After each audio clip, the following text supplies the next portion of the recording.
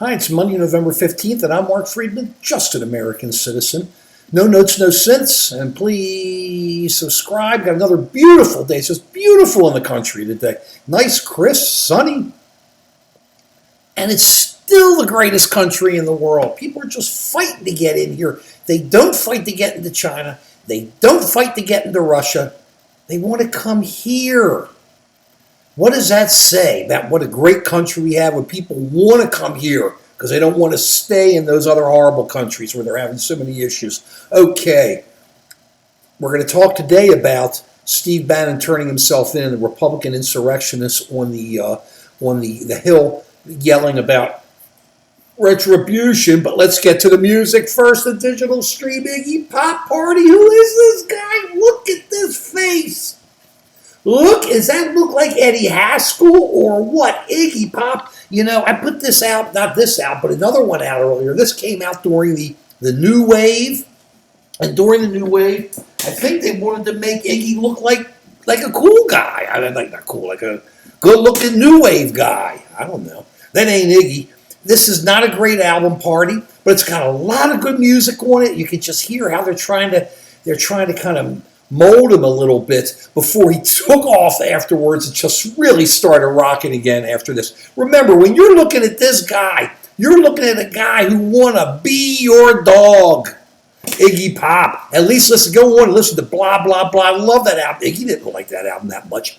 I love it. I kind of wonder about what's Iggy thinking. I love that album. That's okay. So, rock and roll, listen to the music. It soothes the savage soul. The digital stream, Iggy Pop. Okay, let's talk about Steve Bannon turning himself in. You know, Steve Bannon was indicted by the January 6th committee because he's sitting there. He has all this information. He was at the Willard Hotel and really seemed to be the guy who was one of the major players kind of setting up the insurrection of the Capitol on January 6th. So he gets indicted because he refuses to show his face at the Capitol when he gets subpoenaed. And what do the Republican insurrectionists like Jim Jordan say? Oh, we want retribution. Wait till Ron Klain. You never heard of Ron Klain? Right, he works for Biden because he hasn't done anything. Wait till we bring him in. Well, let me ask you something, Jim Jordan. Didn't you guys bring in Hillary Clinton for 9 hours after Benghazi? She sat there and took every question. Why? What's with the retribution? Because Steve Bannon doesn't want to answer any questions. Look, let's get it straight here.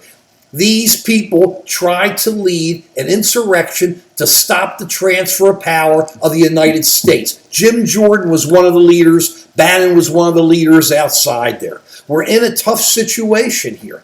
Either the Democrats wake up.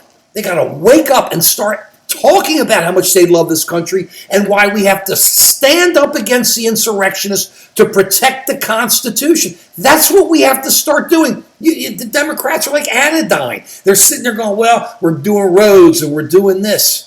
That doesn't get a person's heart. That doesn't get a person's soul or their guts. You got to get them. That's how they play it. Watch Fox. They just wave that flag, all this false jive they throw out, and they basically, it's horrible what they do with Old Glory. But we have to sit down and start putting it out there and say, no, the insurrectionists on Capitol Hill want to stop this and call them out.